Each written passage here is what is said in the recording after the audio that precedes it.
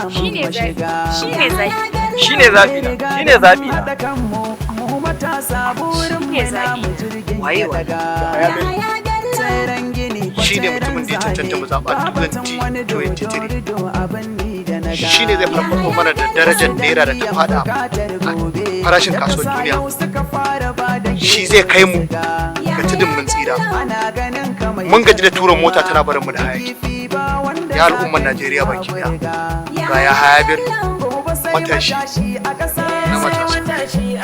A halin da muke ciki, wannan matashi shi ne zai kai mu ga rabauta daga cikin halin da muke ciki. Mun tura mota a baya ta bar mu da hayaki.